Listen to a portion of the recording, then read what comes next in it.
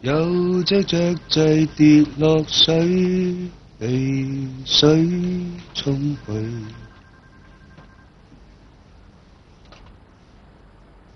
阿眉，今晚我請你食飯。係咪真㗎？唉，當然係真㗎啦。你冇呃我？梗係冇呃你啦。如果係假嘅，咁就罰你錫我一啖啦。余生，我係商業罪案調查科嘅黃輝督察，希望你可以跟我哋翻去協助調查。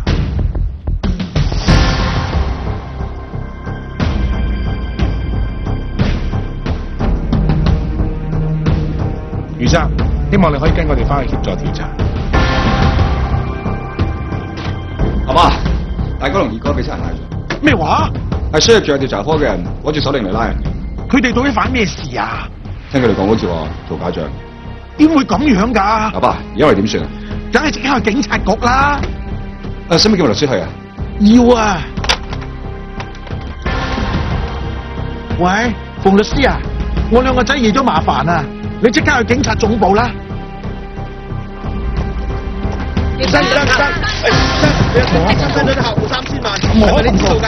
你對呢件事有冇睇法啊？我哋參加咗啲人咧，得到你同意㗎嘛？佢哋用嗰啲錢係咪你之前講啦？用㗎？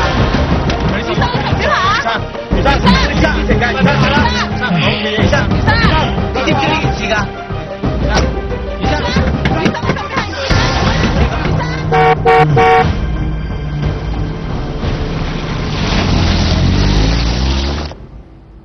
據馮律師通知，警方收到10幾個客戶嘅舉報，話大少同二少挪用佢哋嘅資金，仲做假賬炒股票，輸咗錢要佢哋賠。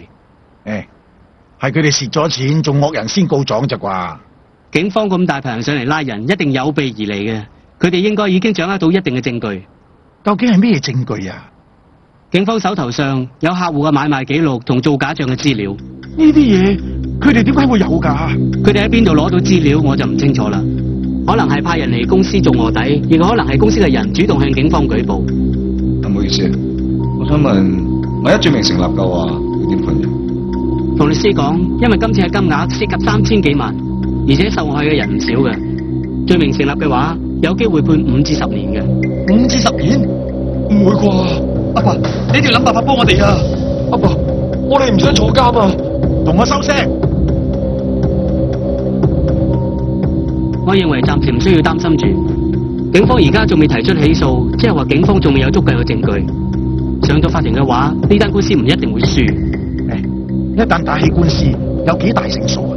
好難講，咁要視乎警方幾時有足夠嘅證據，包括人證同物證。我淨係想知呢件事會唔會涉及我爸爸啫？放心，而家涉案嘅係大少同埋二少，老闆係唔需要負刑事責任嘅。所以喺法律上，只係會牽涉兩位少爺，老闆係唔會有事嘅。咁我就放心啦。阿爸，你一定要諗辦法救我哋啊！呢次我哋死緊啊！阿爸，阿爸，我哋真係唔想坐監啊！同我收聲啊！